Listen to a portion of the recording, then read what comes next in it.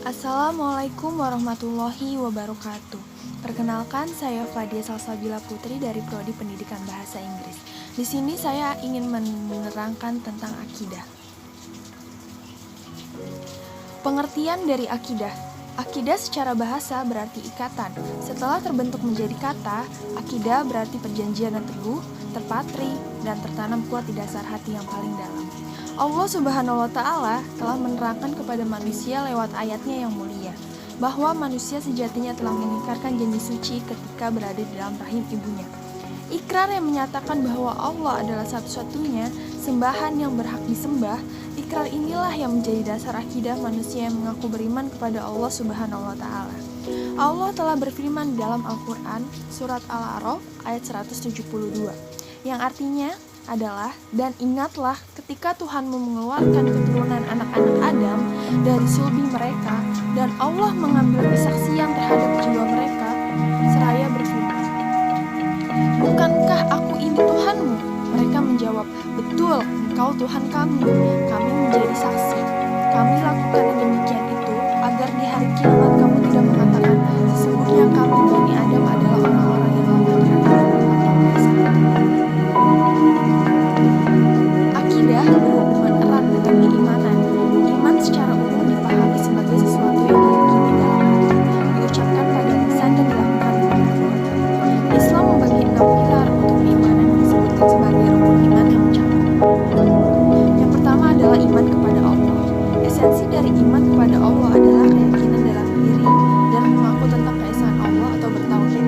Tauhid berarti keyakinan akan kebenaran keesaan Allah dan tidak mempersekutukannya dengan sesuatu apapun. Allah telah berfirman dalam Al-Quran surat Al-Ikhlas ayat 1-4 yang artinya adalah, katakanlah, dialah Allah yang Maha Esa. Allah adalah Tuhan yang bergantung kepadanya segala sesuatu. Dia tiada beranak dan tidak pula diperanakan, dan tidak ada seorang pun yang setara dengan dirinya. Yang kedua adalah iman kepada malaikat-malaikat Allah. Malaikat adalah makhluk ciptaan Allah yang diciptakan dari nur atau cahaya. Malaikat termasuk ke dalam makhluk gaib yang tidak bisa dirasakan oleh panca indera manusia, namun malaikat tetap melaksanakannya segala perintah Allah dan bukanlah makhluk yang pernah mengingkar dan membangkang dari perintah Allah.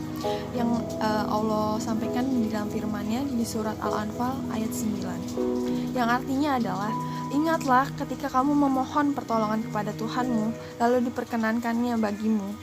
Sesungguhnya aku akan mendatangkan bala bantuan kepada kamu dengan 1000 malaikat yang datang berturut-turut. Yang ketiga adalah iman kepada kitab-kitab Allah. Selain meyakini Allah sebagai Tuhan yang Esa, juga wajib meyakini kitab-kitab yang pernah diturunkan oleh Allah.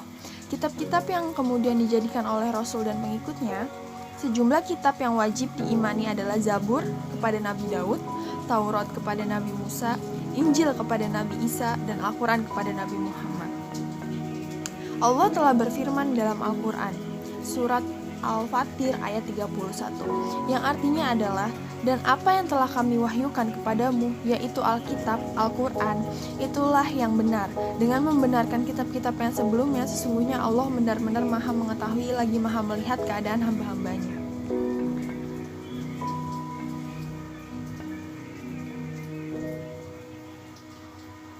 Yang keempat adalah iman kepada Rasul-Rasul Allah. Rukun iman yang selanjutnya adalah keimanan kepada Rasul-Rasul Allah. Rasul memiliki pengertian manusia-manusia yang dipilih oleh Allah dan diutus untuk menyampaikan wahyu Allah kepada dirinya sendiri dan kepada umatnya. Allah telah berfirman di dalam Al-Quran surat Al-Mu'min ayat 78, yang artinya adalah, dan sesungguhnya telah kami utus beberapa orang Rasul sebelum kamu. Di antara mereka ada yang kami ceritakan kepadamu, dan di antara mereka ada pula yang kami tidak ceritakan kepadamu. Tidak dapat bagi seseorang Rasul membawa mukjizat melainkan dengan seizin Allah. Maka apabila telah datang perintah Allah, diputuskan semua perkara dengan adil, dan ketika itulah rugilah orang-orang yang berpegang kepada yang batil. Dan adapun Rasul-Rasul yang wajib diimani dan dipercayai oleh kita sebanyak 25 orang, yaitu Nabi Adam, Nabi Idris, Nabi Nuh, Nabi Hud, Nabi Soleh, Nabi Ibrahim, Nabi Lut, Nabi Ismail, Nabi Ishak, Nabi Yakub, Nabi Yusuf, Nabi Ayub, Nabi Syaib, Nabi Musa, Nabi Harun, Nabi Zulkifli, Nabi Daud, Nabi Sulaiman, Nabi Ilyas, Nabi Ilyasa, Nabi Yunus, Nabi Zakaria, Nabi Yahya, Nabi Isa, dan akhirnya adalah Nabi Muhammad. Iman kepada hari kiamat. Hari kiamat juga dikenal dengan nama Yaumul Akhir atau hari akhir, Yaumul Ba'ats atau hari kebangkitan, Yaumul Hisab atau hari perhitungan, dan Yaumul Jaza atau hari pembalasan. Hari kiamat adalah hari di mana manusia akan menerima semua pembalasannya ketika hidup di dunia. Keyakinan dan kepercayaan terhadap hari kiamat sebagai babak akhir dari sejarah kehidupan manusia memberikan suatu pelajaran yang penting bahwa semua manusia pasti akan mati dan mengalami kebangkitan untuk mempertanggungjawabkan segala amal perbuatannya di dunia.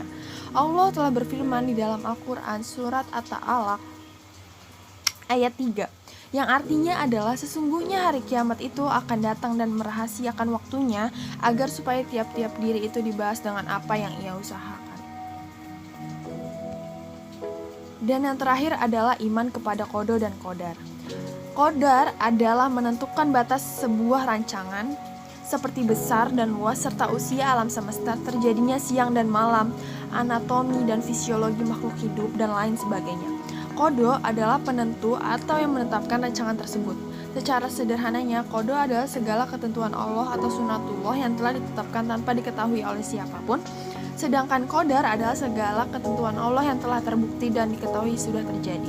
Allah telah berfirman dalam Al-Quran surat At-Taha ayat 15, yang artinya adalah dan memberinya rizki dari arah yang tiada disangka-sangka, dan barang siapa yang bertawakal kepada Allah, niscaya Allah akan mencukupkan keperluannya. Sesungguhnya Allah melaksanakan urusan-urusan yang dikehendakinya.